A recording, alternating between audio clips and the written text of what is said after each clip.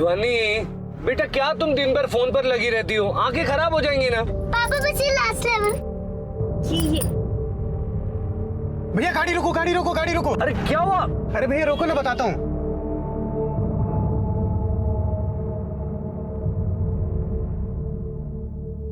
भैया चलो ना, पानी पूरी खाते हैं। अरे कुछ और खाते हैं ना, ध्वनि को एसिडिटी हो जाती है उससे। अरे कोई बात नहीं, एक खा लेगी तो कुछ नहीं होगा, है ना? भैया चलो ना। तुम लोग भी ना, चलो। चल चल ध्वनि आ जा। आप लोग जाओ, मैं नहीं आ रही। ध्वनि चल ना। मम्मा आप खा लो। ध्वनि पक्का? हाँ पक्का। अच्छा ठीक है, मैं ना तेरे लिए पापड़ी चाट लेकर आती हूँ, वो तो खाएगी ना? हाँ पक्का। ठीक है।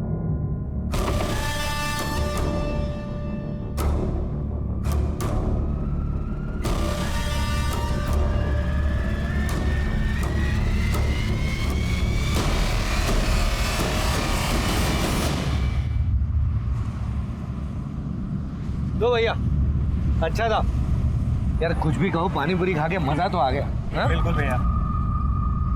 ये भी बहुत पसंद आएगा ध्वनि को। हाँ, ध्वनि को अच्छा लगेगा। ध्वनि, ध्वनि कहाँ गई? ध्वनि, ध्वनि, वो आप पूछो। भाई साहब, एक वो छोटी सी बच्ची थी गाड़ी में, देखा आपने?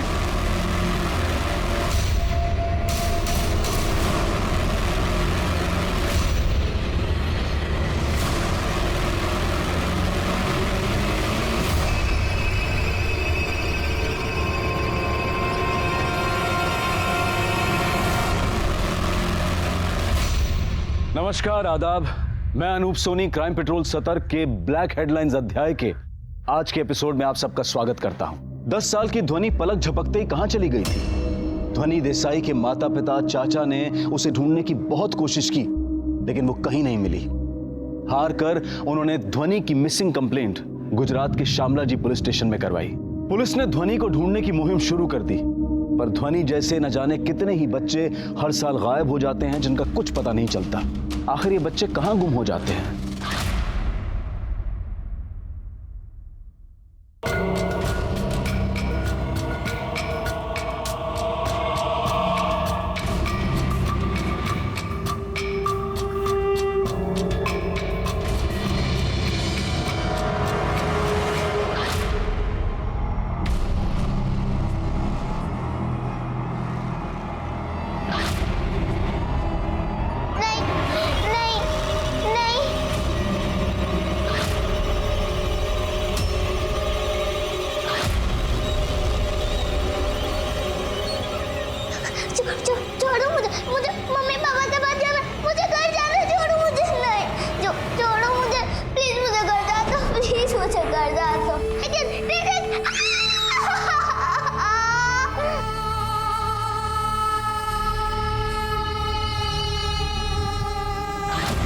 9-10 साल की उम्र में मासूम बच्चियों को प्रथा के नाम पर जिस्म फरोशी के लिए तैयार किया जा रहा था, और उन्हें तैयार करने के लिए वो पाप का इंजेक्शन था, हार्मोनल इंजेक्शन।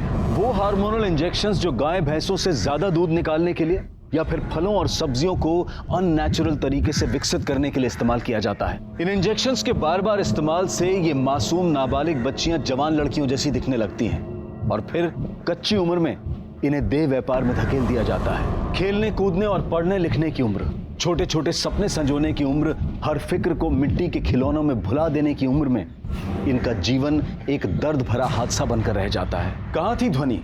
और ध्वनि के अलावा वो बाकी 2 लड़कियां कौन थी?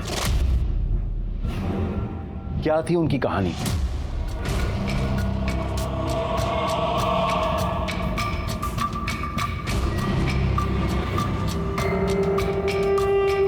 रूपसी, अब तक तैयार नहीं हुई? स्कूल नहीं जाना तुझे? नको ताई, मुझे स्कूल जाने में कंटाल आता है। चुप। अरे ताई, जल्दी चल, ये ले बैग पकड़। यहाँ रहेगी तो वही लिपस्टिक पाउडर करेगी। चल। अरे आरचू, रूपश्री, अगर डब्बा घेऊन जा। क्या कर रही? ध्यान से पढ़ने का हाँ? क्या? मुझे छोड़ कर जाएगी? आई के पास जाना है। मैं तेरी आई हूँ, समझी? मैं हूँ आई। सोना देख, यही हमारी आई है, और और जैसे रूपश्री की ताई है ना अर्चना, वैसे ही मैं तेरी ताई हूँ। हाँ ठीक है, चुप हो जाओ। अंदर ले जा। चल। अरे लक्ष्मी, ये क्या हो रहा है? अरे एक चिड़िया के पर गिर रहे हैं, दूसरी चिड़िया फूर हो रही है, धंधा कैसे करेगी? अरे अभी तो यात्री लोग के आने का टाइम शुरू हुआ है। तू अपना देखना। हाँ, खुद की बोनी कैसे करेगी वो देख। मेरे पास ना मेरी अंजना है जो अच्छा खासा कमाती है, समझी? हाँ तो मेरे पास भी है ना, दासियों की रानी मेरी रूपश्री। इस साल यही समर्पित होगी। इधर आ, तुझे काला टीका लगा दूंगी पड़ोसियों की बुरी नजर से बचाने के लिए। अंजना चल अंदर, इन लोगों की ना बात नहीं सुनने की। जा जा चल ना। ए, अंजना, आज से तैयार रहने का क्या? पहले यात्री आ चुके हैं, दिन भर पहाड़ उतर चढ़ने के बाद रात को आ रहे दासी पूजने को। सर 10 दिन हो गए, मेरी बेटी का कुछ पता लगा? आपकी बेटी को ढूंढने की हम पूरी कोशिश कर रहे हैं। उसका फोटो भी सर्कुलेट किया है और सारे खबरियों को भी एक्टिव किया है। आप धीरज रखिए, जल्दी मिल जाएगी आपकी बेटी।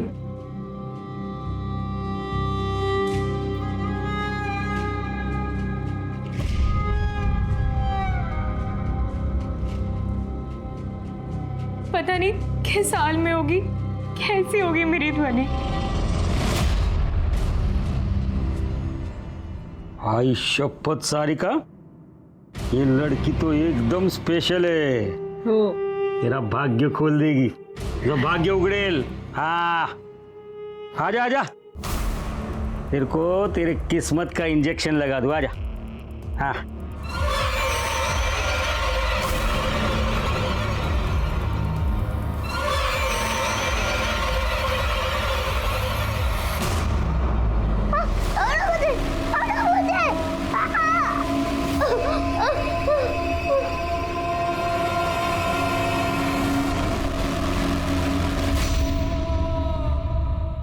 रोक। क्या? नहीं नहीं। हाँ, अरे वो रूपश्री मजे से इंजेक्शन लेके औरत बन गई है और ये है कि इसके बदन में कोई असर ही नहीं हो रहा है। रुक जा, तुझे दिखाती हूँ भी। तेरी बाहर निकल, बाहर निकल, बाहर निकल बोला ना। मुझे गुस्सा मत दिला, बोल देती हो। अरे आई, अभी सुबह ही तो इंजेक्शन लगाया था उसको। इतना इंजेक्शन लगाएगी तो मर जाएगी वो। तू चुप कर, मरती है तो मर जाए। और तू इधर क्या कर रही है? तू धंधे पे जा वरना मैं तेरे को मार डालेगी। तू निकल निकल। अरे मौसी, जबरदस्ती कैसा करते हैं? पहले उसको कुछ सिखा ना। अरे मेरी जान, किधर था तू? मैं तो इधर ही छू। बूढ़े हो, चल इधर आ। क्या रे, फोकट में चिपकम चिपके नहीं करने का, समझा ना? यात्री लाए हो मौसी, पहले बोलने का ना। अंदर आ जाओ बाबू। चल लेके जैसे जाओ। चलो साहिब। चल चल अंदर। ताई क्या कर रहे हैं? अंदर जाके देख। चल सीख। अरे जल्दी करो साहेब। चल अंदर। दरवाजा खोलो, दरवाजा खोलो। अरे क्या साहब, छोड़ो ना उसको, ट्रेनिंग पीरियड चल रहा है उसका। देखेगी नहीं तो सीखेगी कैसे? हाँ,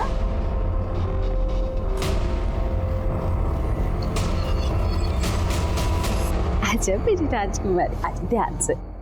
हाँ। अरे साहिब, अरे सुनो सुनो सुनो, अरे देखो हमारी राजकुमारी तैयार है। देखो देखो, ये देखो, है ना एकदम झक्कस। हाँ, दासी भोग लगाने को तैयार है।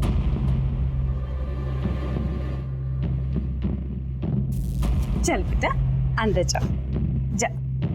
ओ तात्यानु, इसके ऊपर पहाड़ी वाली देवी का आशीर्वाद है। अरे सोच क्या रहे साहिब, बोली लगाओ। हाँ, बोली लगाओ, बोली लगाओ। कितना पैसा? साहिब अभी इसका नथ नहीं उतरा है तो पूरे 50,000 लेगी। 50,000? अरे 50,000 कुछ है? हाँ, इसके लिए बहुत कम है। और क्या? अरे कौन कौन लगा रहा है? हाँ। अरे भाऊ, हम यात्री है, सेठ जी नहीं है, कुछ समझ के बोलो।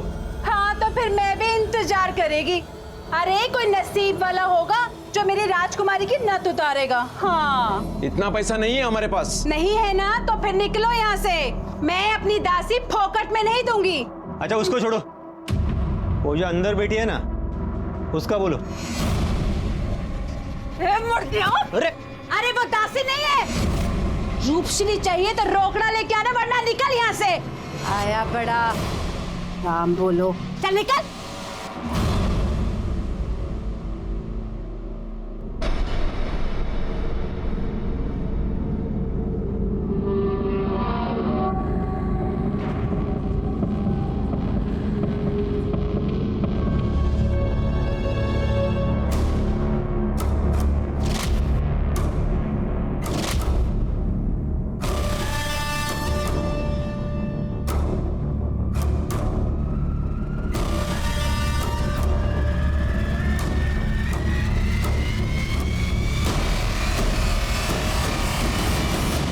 आप ये सब देखकर हैरान हो रहे होंगे कि यहाँ हो क्या रहा है।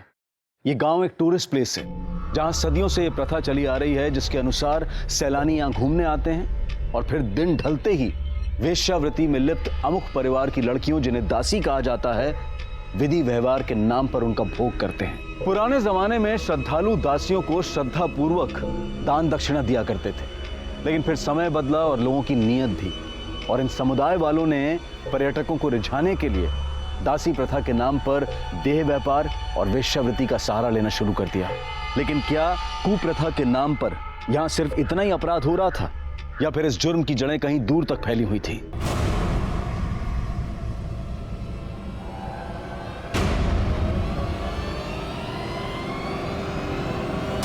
अरे बेटा उठ उठ।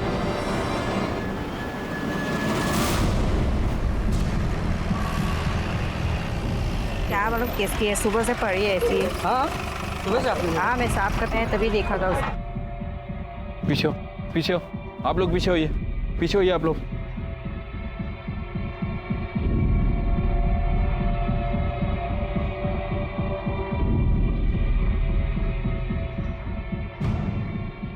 सबसे पहले किसने देखा?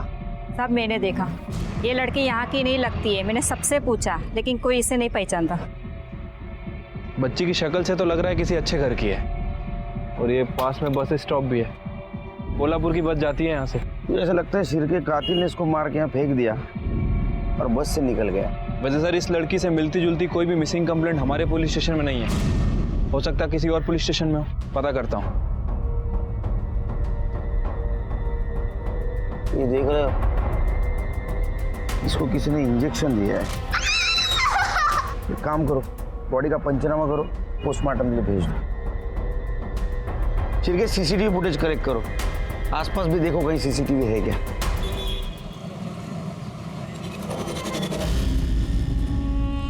देखिए, आप लोगों को बार बार पुलिस स्टेशन आकर के परेशान होने की जरूरत नहीं है। आपकी बेटी के बारे में जो भी कुछ पता चलेगा मैं सामने से फोन करूंगा।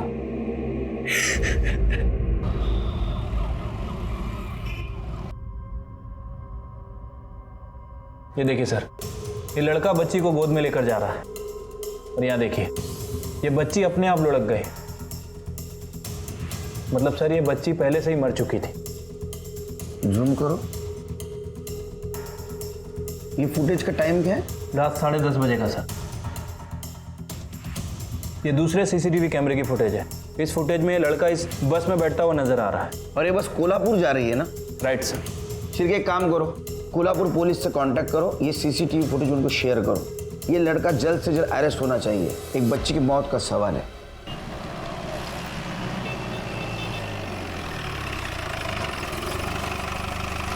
सर कोल्हापुर से उस लड़के का कुछ पता चला?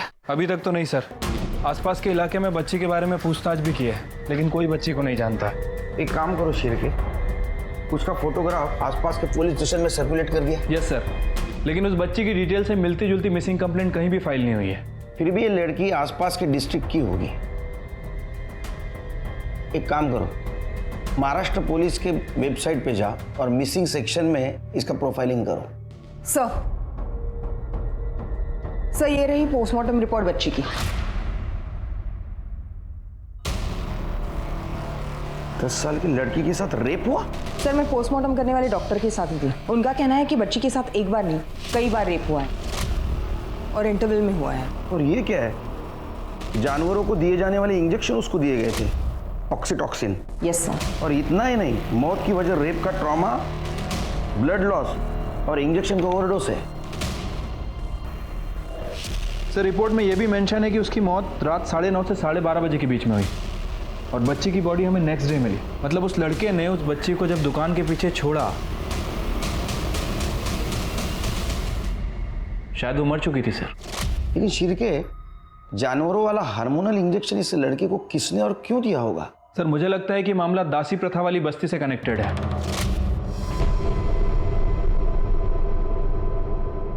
दासी प्रथा वाली बस्ती? सर एक्चुअली ये लोग अपनी नाबालिग बच्चियों को ये हार्मोन्स का इंजेक्शन देकर उन्हें बड़ा करके उनसे देह व्यापार करवाते हैं। और ये सरेआम चल रहा है, हम लोगों को पता है, फिर भी हम कुछ नहीं कर सकते। सर पुलिस ने कई बार एक्शन लेने की कोशिश की, हम लोगों ने भी बहुत बार ट्राई किया, लेकिन हर बार ऊपर से प्रेशर आ जाता है। प्रथा का मामला है सर। प्रेशर का नतीजा क्या निकला? सामने है, एक 10 साल की लड़की के साथ रेप होता है, उसकी मौत होती है, वो भी हमारे पुलिस स्टेशन के एरिया में। तो इसके जिम्मेदार कौन है? हम। एक काम करो, उस बस्ती का सर्च वारंट निकालो और जिसके भी घर में सिरिंज मिले वही इस लड़की का कातिल है। सर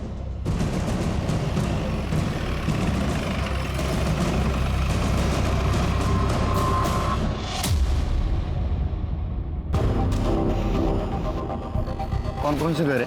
सर इस गली में 2 घर हैं और घर के बाहर गुड़िया लटकी हुई है। निशानी है उस घर में देह व्यापार की। और एक घर पिछले वाली गली में। ये देखिए, एक तो ये है और एक ये है, खड़े भी हैं लोग। ये दोनों घर तपासा। चलो क्या नाटक है?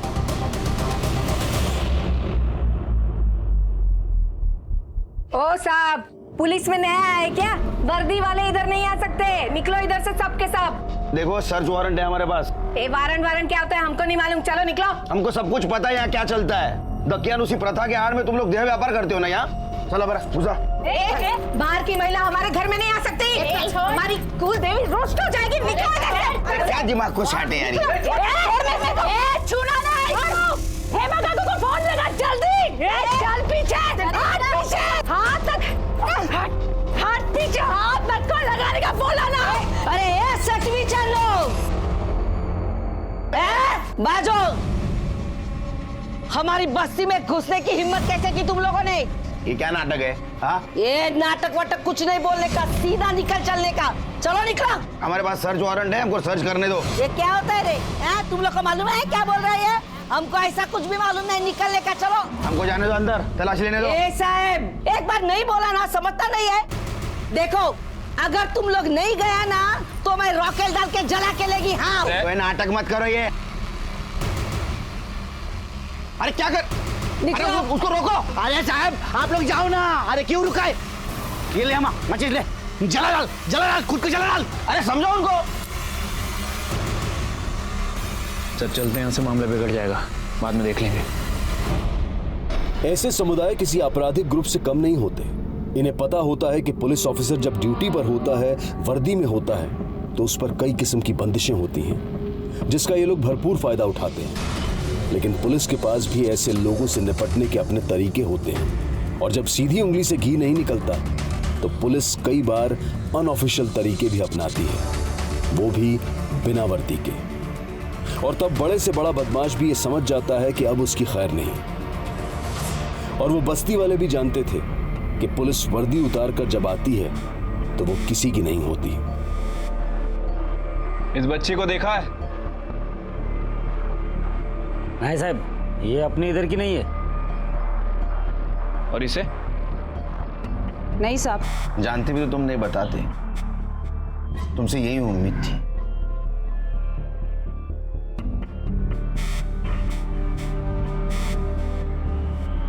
इन तीनों लड़कियों को भी तुम इंजेक्शन देते हो ना? अरे क्या साहब कैसे बातें कर रहे हैं आप? ये हमारी बेटियां, हम अपनी बेटियों को कोई इंजेक्शन नहीं देते हैं। ये तुम्हारी बेटी है? अरे हाँ साहब, हमारी बेटियां हैं। इनका रंग रूप तो अलग है तुम्हारे से। अरे साहब इनके बाप लोग किधर किधर के यात्री रहते हैं, हमें कैसे मालूम? तुम दिन गिनना शुरू कर दो, ये तुम्हारी कुप्रथा बंद करके रहूंगा। चलो शिरके, अपने खबरियों को बोलो, पता करो कि वो लड़की और वो आदमी, उनका इन परिवारों से क्या कनेक्शन है। पुलिस के लिए इस लड़की की पहचान बेहद जरूरी थी और सबसे बड़ा सवाल ये था कि ये लड़की श्यामल जी गुजरात से टुंडवाड़ महाराष्ट्र तक कैसे पहुंची और इस मासूम बच्ची का कातिल कौन था।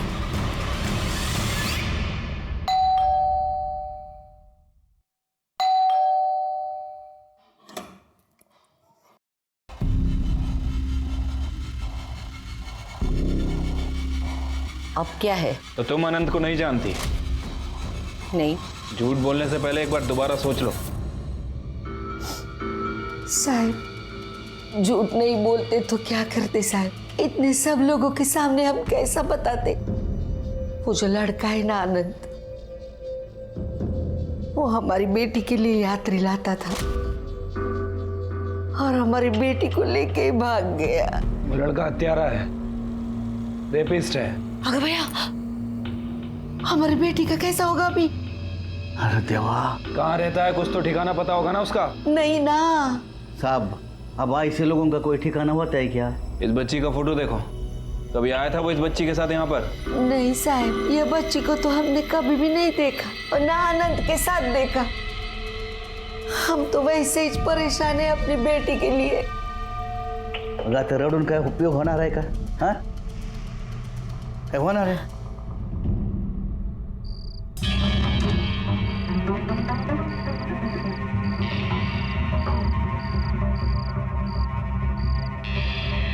चल आज क्या हो गया? कल और पैसे लेके आना, फिर दिखाऊंगा। अरे यार दिखाना। सब आज देख लेगी क्या? कल क्या देखेगी? चल निकल।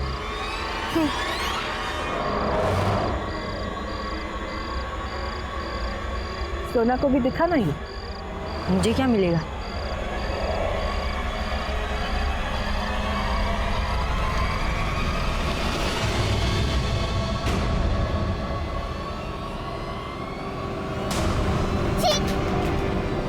ये क्या किया तूने? इसका कुछ नहीं हो सकता।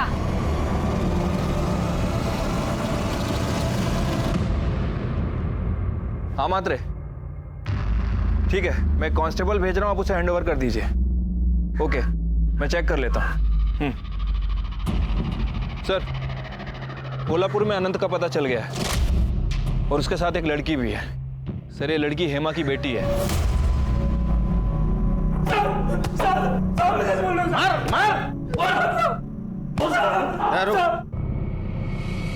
बोल बोल। साहब मैं सच कह रहा हूँ, मैंने जब धोनी को दुकान के पीछे छोड़ा था तो वो जिंदा थी साहब। झूठ बोल रहा। मैं बोलता तूने क्या किया? तूने धोनी को इंजेक्शन दिया, उसके साथ रेप किया, फिर वो मर गई, उसको दुकान के पीछे छोड़ के भागा तू, है ना? नहीं साहब, मैंने बच्चे का रेप नहीं किया साहब, और ना ही मैंने उसे इंजेक्शन दिया है साहब। साहब उसे इंजेक्शन तो हेमा और युवराज देते थे, बच्चे उनके घर पर रहते थे साहब। तो तूने धोनी को उठाया क्यों?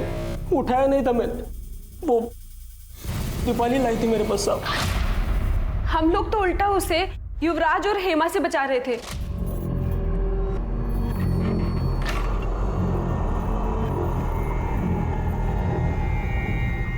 प्लीज दीदी मुझे जाने दो। प्लीज धोनी, ठीक है चलो। और फिर उसके बाद मैं उसे अपने साथ लेकर अनंत के पास गई। दीपाली, अनंत, तू इसे क्यों लेके आई साथ में? अनंत ये रो रही थी, बोली कि माँ के पास जाने का है। अब कहाँ ढूंढे इसके माँ बाप को? अनंत, इसी किसी बड़े मंदिर में या अनाथ आश्रम में छोड़ देते हैं ना। अनंत अगर वहां रहेगी ना तो इसे या तो मेरे जैसा बना देंगे या किसी को बेच देंगे। ठीक है, लेकिन सुन, तेरा इधर ज्यादा टाइम रुकना ठीक नहीं है। तो एक काम कर ले, कोल्हापुर के लिए निकल जा, और जो मैंने एड्रेस दिया था ना उधर ही रुकना, ठीक है? ठीक है। अब बच्ची की तबीयत खराब होने लगी थी और ज्यादा टाइम तक बाहर छुपना मेरे लिए मुश्किल था, तो मैंने बच्ची को टॉयलेट के पास छोड़ दिया साहब, और मैं कोल्हापुर के लिए निकल गया। अच्छी कहानी सुना रही है तू। ये क्यों नहीं बोलती बच्ची को बेचने के लिए उसे घर से उठाया था तूने? साहब मैं तो बस दीपाली के साथ भाग जाना चाहता था। मुझे क्या पता दीपाली ने बच्ची को बेचने का प्लान बनाया होगा तो। नहीं नहीं नहीं नहीं, मेरा ध्वनि को बेचने का कोई प्लान नहीं था। वो ना जरूर उस अनंत का होगा, तभी उसने मुझे पहले कोल्हापुर भेज दिया। मैंने ना ही बच्ची को बेचने की कोशिश की, ना ही उसे इंजेक्शन दिया और ना ही उसका रेप किया साहब। मैं सच कह रहा हूँ साहब, मैंने कुछ नहीं किया। अब वो दीपाली का क्या है वो मैं नहीं जानता साहब। दीपाली को बुलाओ। क्या बोला तुमने? हाँ? क्या बोला कि मैंने ध्वनि को भगाया क्योंकि मुझे उसे बेचना था? तूने क्या किया? तूने इसको एक करके इसको मार दिया। ये मैंने कुछ नहीं किया। इसके माँ बाप को बुलाओ, हेमा और युवराज को, सब सच्चाई का पता चल जाएगा। वो मेरे माँ बाप नहीं है। मतलब? उन्होंने मुझे 10 साल की उम्र में खरीदा था, जैसे ध्वनि को खरीदा। वो सिर्फ दुनिया के सामने मेरे माँ बाप होने का नाटक करते हैं। किससे खरीदा था? साहब ये तो हेमा और युवराज जी आपको बता सकते हैं। साहब माफ कीजिए साहब, हमने झूठ बोला आपसे। वो क्या है ना, यात्रियों के टाइम पे अगर देवदासियों के घर से बलात्कार या मौत हो गई, ये बात अच्छी नहीं है, फिर हमारे धंधे पे उसका असर पड़ता है साहब। धोनी को कहाँ से लाया सर? तब हमने गोद लिया था ना उसको, हमारे पास कागज है। हाँ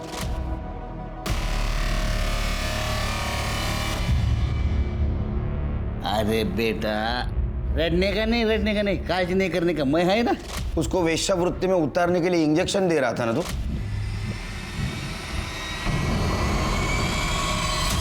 नहीं साहब, कौन बोला? क्या सबूत क्या आपके पास? हमने इंजेक्शन दिया है करके। मैं झूठ नहीं बोला, खरं सांगतो साहब। चाहिए तो आप हेमा को पूछो ना साहब। हाँ साहब, जब ये उस पोरगी को लेके आए ना घर पे, मैं तो बहुत खुश थी। अरे हेमा, अरे जल्दी बाहर आ जा, अरे जल्दी आ जल्दी। ये देख, देवी आई है, देवी। अगं भैया, कितनी सुंदर है ये लड़की। मुझे मम्मी पापा के पास जाना है। जाना, हाँ जाना, पर पहले मेरे को तेरी सेवा खातिर तो करने दे।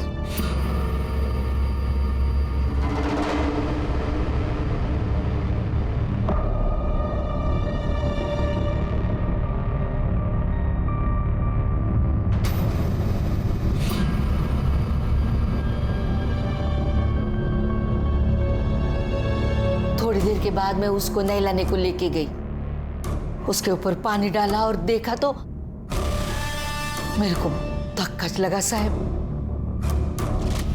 उसके साथ पहले ही गलत काम हो चुका था। तुम्हारे ऊपर यकीन कैसे करें हम? साहब, देवी माता की कसम खा के बोलती है मैं। तो धोनी को उठाया था या गोद लिया था? उठाया?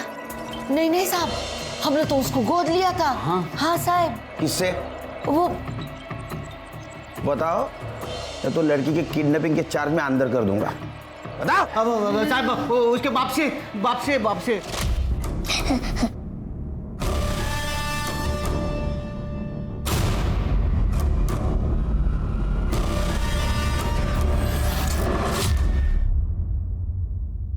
सर ये मनसुख पटेल है, 7 स्टेट्स की पुलिस इसे ढूंढ रही है। सर पेशे से ह्यूमन ट्रैफिकिंग, चाइल्ड ट्रैफिकिंग, इन्हीं सब चीजों में इन्वॉल्व है। मतलब ये सिर्फ कैरियर है, असली माँ बाप कोई और है? हो सकता है सर, किसी ने मनसुख पटेल को बच्ची बेची हो और मनसुख पटेल ने इन्हें बेच दी। मतलब ये समाज लड़कियों को खरीदता है, लेकिन पुलिस की डर की वजह से एडॉप्शन का नाटक करता है। राइट सर, आजकल ये फैशन हो गया है वेश्यावृत्ति का, और वैसे भी इन लोगों की प्रथा के हिसाब से ये लोग सिर्फ अपनी बच्चियों से वेश्यावृत्ति करवाते हैं। शिरके, देखो तो इस प्रथा के आड़ में जो जुर्म हो रहे हैं उसकी जड़ें कहाँ तक फैली हुई है। ये मनसुख पटेल हमें लड़कियों के असली माँ बाप तक पहुंचा सकता है। ये काम करो, स्टेट पुलिस को कांटेक्ट करो और अपने खबरों को एक्टिवेट कर दो। ये मनसुख पटेल जहाँ भी होगा ना, उसको उठाओ। सर ये धोनी देसाई नाम से तो गुजराती लगती है, और मुंबई में बहुत सारे गुजराती रहते हैं। मैं काम करता हूँ, मुंबई पुलिस से कांटेक्ट करता हूँ। गुजरात पुलिस को भी करो। जी सर, इस दीपाली और आनंद का क्या करना है? जब तक ये केस सॉल्व नहीं होता उनको क्लीन चिट नहीं दे सकते हम। हेलो, मैं सब इंस्पेक्टर देवन पटेल शामलजी पुलिस स्टेशन गुजरात से बोल रहा हूँ। आपने जिस बच्ची की फोटो शेयर की थी, उसकी मिसिंग कंप्लेंट हमारे पुलिस स्टेशन में पिछले 15 दिन पहले उसके माँ बाप और उसके चाचा ने दर्ज करवाई थी। ठीक है, आप कुरुंदवार आके बच्ची की बॉडी कलेक्ट कर लीजिए। ओके।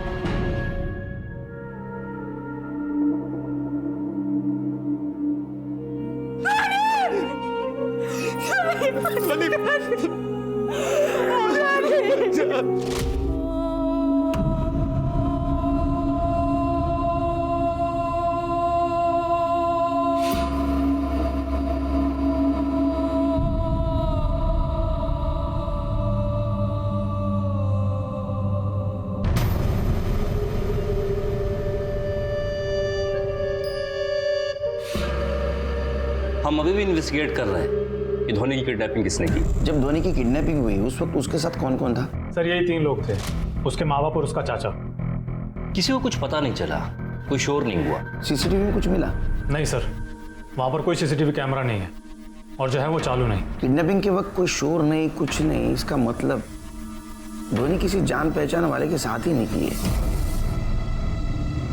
या फिर उनका ध्यान खाने पीने में लगा होगा और किसी बाहर वाले ने किडनैप कर लिया हो। भैया चलो ना पानी पूरी खाते हैं। तुम लोग भी ना चलो। चल चल ध्वनि आ जा। आप लोग जाओ, मैं नहीं आ रही।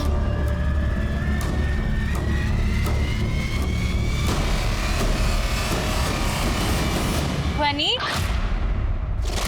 ध्वनि कहाँ गई? जिसने भी ध्वनि को किडनैप किया वो जरूर जानता होगा कि ध्वनि मनसुख पटेल तक कैसे पहुंची। हमने लोकल किडनैपर्स को भी राउंड अप किया है, लेकिन वहां से कोई लीड नहीं मिली। ध्वनि मनसुख पटेल के हाथ बेची गई इस बात की खबर तो मिली थी, लेकिन मनसुख पटेल फरार हो गया। ये ध्वनि की फैमिली में और कितने लोग हैं? गुजराती लोगों की फैमिली बड़ी होती है। ये ध्वनि के घर वालों पर और रिश्तेदारों पर नजर रखो, क्योंकि ये काम किसी अंदर वाले का ही हो सकता है। एक इंपॉर्टेंट बात और कि पराग देसिया सोनल का सेकंड हस्बैंड है और ध्वनि का सौतेला बाप। क्या? 10 साल की बच्ची ध्वनि की किडनैपिंग, रेप और मर्डर का रहस्य और उलझता जा रहा था। क्या वाकई पराग ने एक अच्छे पिता बनने का दिखावा किया और बेटी को बेच दिया? उन्हें अपनी बच्ची का मृत शरीर तो मिल गया, लेकिन ये नहीं पता चल पाया कि गुजरात के शामला जी में ध्वनि की किडनैपिंग किसने की और वो तस्कर मनसुख पटेल तक कैसे पहुंची। महाराष्ट्र पुलिस बहुत जोर शोर से मनसुख पटेल की तलाश में लग चुकी थी। इन मासूमों को दलदल में धकेलने की सजा उसे जरूर मिलनी थी, लेकिन कुरुंदवाड़ में कुप्रथा के नाम पर जिस्म फरोशी के कारोबार में कोई रुकावट नहीं आई। और फिर अचानक इस समुदाय के इर्द गिर्द एक ऐसी घटना घटी कि पुलिस सख्ते में आ गई और ये केस ब्लैक हेडलाइंस बनकर सुर्खियों में छा गया।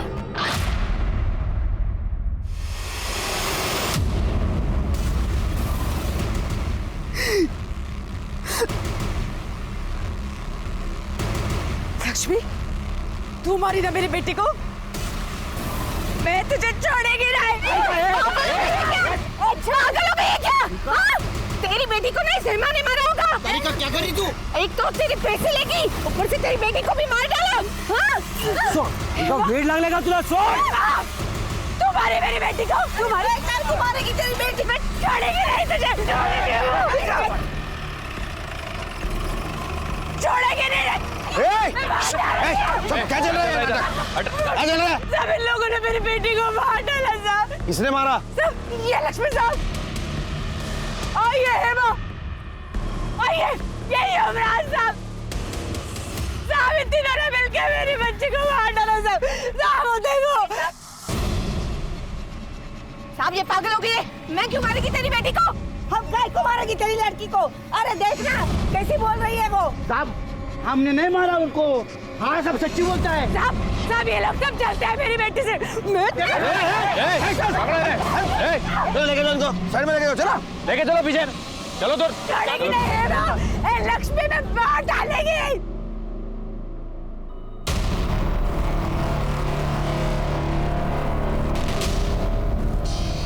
सर इसकी हालत देखकर तो लग रहा है कि किसी पत्थर से इसके सर पे वार किया गया।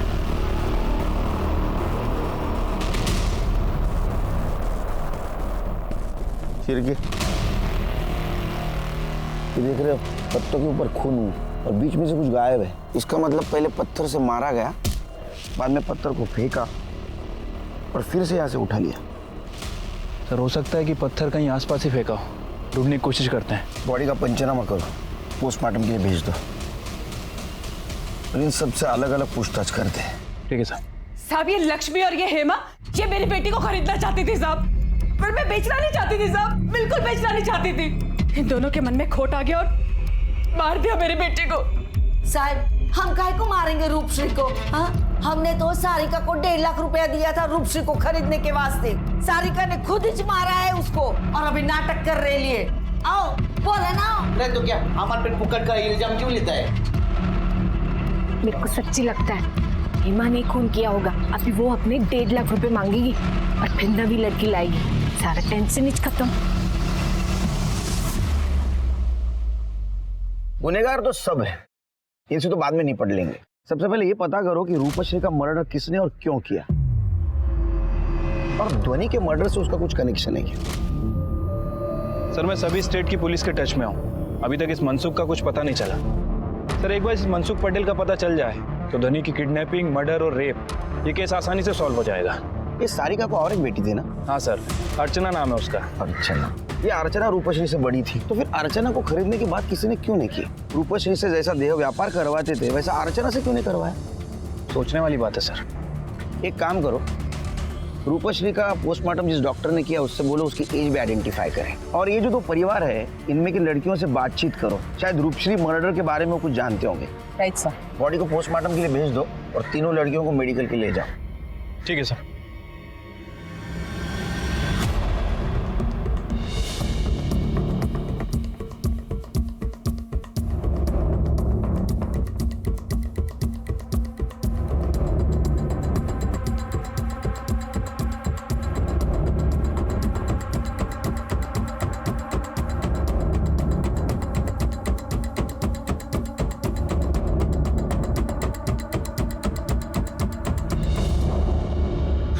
मैं हूँ प्रेग्नेंट, तो इसमें कौन सी बड़ी बात हो गई? बड़ी बात यह है कि ध्वनि आपकी पहली शादी से बेटी थी और अभी आपका अपना बच्चा होने वाला है।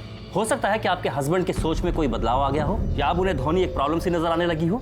साहब, अगर मुझे ध्वनि से कोई प्रॉब्लम होती तो शादी से पहले होती, लेकिन मैंने तो शादी के बाद भी ध्वनि को अपने दिक्रे के रूप में स्वीकार किया साहब। और हर रिश्ता खून का नहीं होता है, कुछ मन का भी होता है। फिर ऐसा कैसे हो सकता है कि सरेआम ध्वनि गायब हो गई आप तीनों के सामने और आप तीनों को कुछ खबर नहीं हुई? मुझे तो लगता है कि आप दोनों भी इस किडनैपिंग में शामिल हैं। एनफ इंस्पेक्टर, आप इंक्वायरी के नाम पर कुछ भी नहीं बोल सकते। आपको चाहे जितना भी बुरा लगे, लेकिन जब तक मैं सच नहीं ढूंढ लूंगा आपको बार बार पुलिस स्टेशन बुलाता रहूंगा। सर, बार बार पूछने से मेरा बयान नहीं बदलेगा। मैंने ना ही भैया और ना ही भाभी की हेल्प की है। सर, मैं दोनों के साथ पानी पूरी खा रहा था। मैं कैसे ध्वनि का किडनैप करूंगा या करवाऊंगा? सर, रूपश्री की पीएम रिपोर्ट। ये रूपश्री को भी हार्मोनल इंजेक्शन दिया गया था, ऑक्सीटॉक्सिन, और इसकी उम्र भी ध्वनि की तरह 10 साल की थी। चिरके, ये लोग तो बिंदास इंजेक्शन का इस्तेमाल छोटे बच्चों के ऊपर कर रहे हैं, हाँ? और उनके शरीर का और दिमाग का इस्तेमाल अपने फायदे के लिए कर रहे हैं। सर, लेकिन एक अच्छी बात है, रूपश्री के साथ कोई भी सेक्सुअल एक्टिविटी नहीं हुई है। तो मर्डर की वजह भी यही हो सकती है, क्योंकि उसको भी वो मार्केट में उतारने वाले थे। सर, ये रही अर्चना, अंजना और सोना की मेडिकल रिपोर्ट्स। अर्चना को इंजेक्शन नहीं दिया जा रहा था, लेकिन सोना को इंजेक्शन दिया जा रहा था। यस सर, अर्चना की उम्र 15 साल है, जबकि अंजना की उम्र 26 साल है। वो डीएनए टेस्ट का क्या हुआ, करवाया? यस सर, डॉक्टर ने अर्चना और रूपश्री और साथ में सोना और अंजना का डीएनए टेस्ट किया है।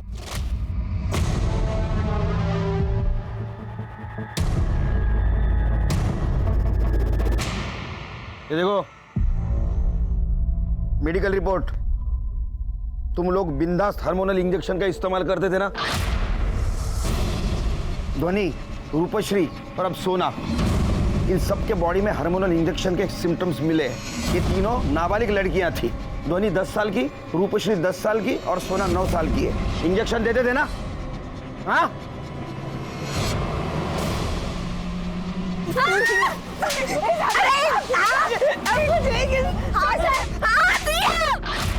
हमने इंजेक्शन दिया। अरे नहीं देते तो हमारी रोजी रोटी का क्या होता? और ये प्रथा है हमारी, कुलदेवी रूठ जाती जो नहीं करते। चुप! कुलदेवी तुम्हारे कान में आके बोलती थी क्या? दूसरों के बच्चों का इस्तेमाल करो, अपने बच्चों को बचा के रखो। साहब, ये क्या कह रहे हैं आप साहब? जो सुन रही हो, देखो झूठ बोलने से कुछ फायदा नहीं अभी, समझी? मेरे पास मेडिकल रिपोर्ट है। रूपश्री तुम्हारी बच्ची नहीं थी। अंजना और सोना ये दोनों बहनें नहीं थी। अर्चना तुम्हारी बच्ची थी और उसको तुमने वेश्यावृत्ति में नहीं डाला। हाँ साहब, क्योंकि मैं नहीं चाहती थी कि वो मेरी तरह इस दलदल में रहे। मैं उसकी शादी कराना चाहती थी और चाहती थी कि वो दूसरे गांव में चली जाए, इसीलिए दूर रखा उसको इस सब चीजों से। और रूपश्री को मार दिया? नहीं साहब, मैंने रूपश्री को नहीं मारा साहब। वो मेरी बच्ची थी साहब। अर्ची और रूपश्री को बराबर प्यार देती थी साहब। ये हेमा और ये लक्ष्मी, ये दोनों जलती थी साहब मेरी बच्ची से। चुप थी क्या? हो गया तेरा गाना चालू वापस से। और कुलदेवी ना मेरे को जला डाले जो मैंने तेरी बेटी को मारा है तो। चुप बैठ। क्या सच है क्या झूठ है सब पता चल जाएगा, समझा ना? तुम सब गुनहगार हो। बच्चों की खरीदारी, उनको हार्मोनल इंजेक्शन देना और उनसे वेश्यावृत्ति करवाना, ये सब चार्ज लगेगी तुम पे। रॉकेल का डिब्बा लाके दूं? चलाओगी अभी? चल लेके जाओ इनको सब।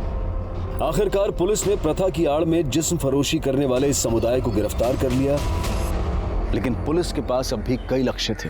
पहला, अंजना, सोना और रूपश्री जैसी लड़कियों की पहचान करना, वो कौन थी, कहां से आई थी, उन्हें उनके परिवार तक पहुंचाना।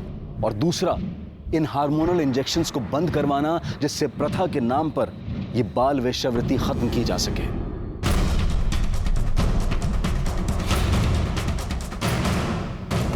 पुलिस ने समुदाय के सभी घरों में रेड डालकर इंजेक्शंस बरामद किए और इसी रेड के दौरान उन्हें खून लगा एक पत्थर मिला। सर, अंदर ये पत्थर मिला है, खून लगा हुआ है सर इसमें। शिरके, फॉरेंसिक को भेज दो इसको और आधार कार्ड से फिंगरप्रिंट वेरीफाई करके देखो। सर, पत्थर पे जो ब्लड मिला था वो रूपश्री के ब्लड से मैच करता है। ये रही उसकी रिपोर्ट। पत्थर पे किसी के फिंगरप्रिंट मिले? हाँ सर, यहाँ मेंशन है।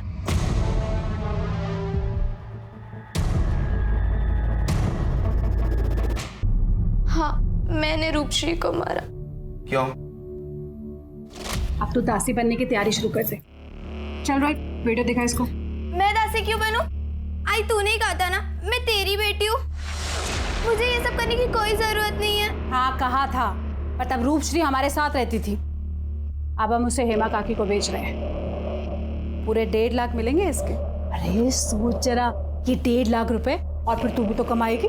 हम लोग कितने अमीर हो जाएंगे, है ना? फिर माँ ने मुझे जबरदस्ती सागर के साथ प्रैक्टिस के लिए सुलाया। मैंने तभी सोच लिया, अगर रूपश्री नहीं बिकती तो मेरा कुछ बुरा नहीं होता। रूपश्री ने मेरी जिंदगी खराब की, मैंने उसे मार दिया। रूपश्री, कल तू जा रही है ना, तो तुझे एक गिफ्ट देना है। गिफ्ट? हाँ। ताई बताओ ना, गिफ्ट कहाँ है? ताई, ताई, ताई, ताई, ये क्या कर रहे हो ताई? ताई।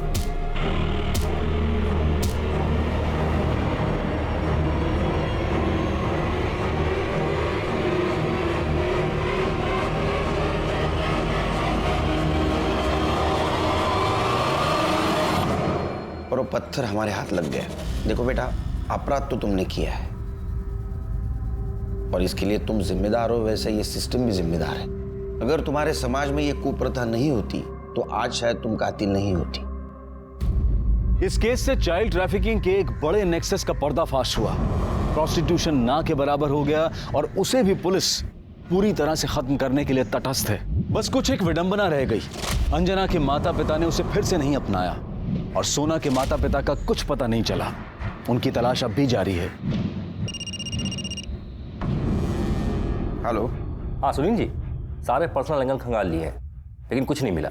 मेरे पास एक खबर है, ये मनसुख पटेल का पता चल चुका है और मेरा पीएसआई उसको कुरुंदवाड़ लेके आ रहा है। तब तक तुम एक काम करो, जिसने भी बच्ची को बेचा होगा उसको मनसुख पटेल ने पैसे दिए होंगे। बच्ची की फैमिली और फ्रेंड्स, उनके बैंक स्टेटमेंट चेक करो। अगर किसी के अकाउंट में मेजर ट्रांजैक्शन हुआ है या कोई मूवमेंट हुई है तो जरूर उसी ने कुछ गड़बड़ की होगी। ओके।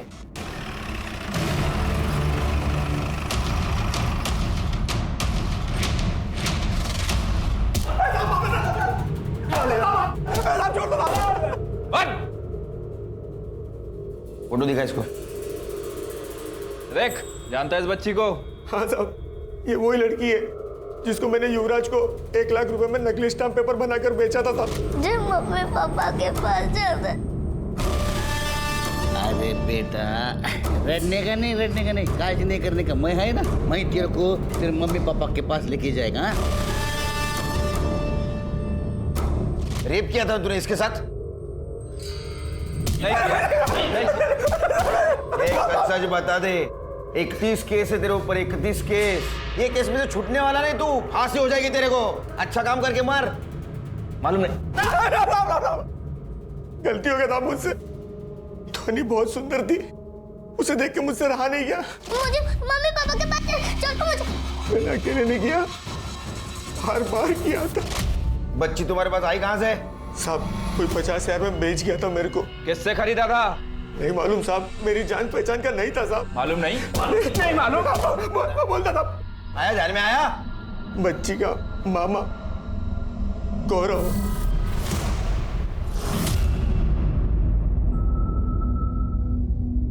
हाँ ये सच है, मेरे कहने पर ही गौरव ने ध्वनि को मनसुख पटेल को बेच दिया। अरे ध्वनि बेटा, मामा आप? तुम लोग अहमदाबाद घूम कर आ गए? हाँ। एक काम करो, जल्दी जल्दी बाइक पे बैठ जाओ, हम घर पे जाके सबको सरप्राइज देते। हाँ, मोबाइल वहीं पे रख दो। ठीक है। आ जा। फिर मैं ध्वनि को चुपके से वहां से लेकर चला गया, उसे बेहोशी का इंजेक्शन दिया और उसे लेकर मनसुख के पास चला गया। लड़की तो अच्छी है। क्यों? क्योंकि मैं नहीं चाहती थी कि मेरे पीते हुए गल की बुरी परछाई मेरे आने वाले बच्चे पर पड़े। मैंने सोचा हमेशा हमेशा के लिए अपने पास से अपना इक्वेशन तोड़ दूं, बस तोड़ दिया। नतीजा क्या निकला? तुम्हारा बच्चा अभी जेल में पैदा हुआ, पति का प्यार छूट गया और एक बच्चे की मौत हो गई।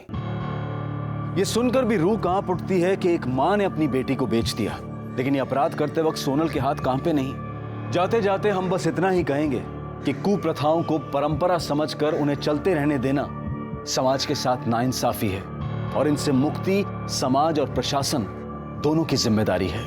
अब मैं अनूप सोनी आपसे विदा लेता हूं, फिर मुलाकात होगी क्राइम पेट्रोल सतर्क के ब्लैक हेडलाइंस अध्याय में एक और नए केस के साथ। और याद रखें, क्राइम और आपके बीच में सिर्फ इतना फर्क है कि आप कितने सतर्क हैं। सतर्क रहें, सुरक्षित रहें।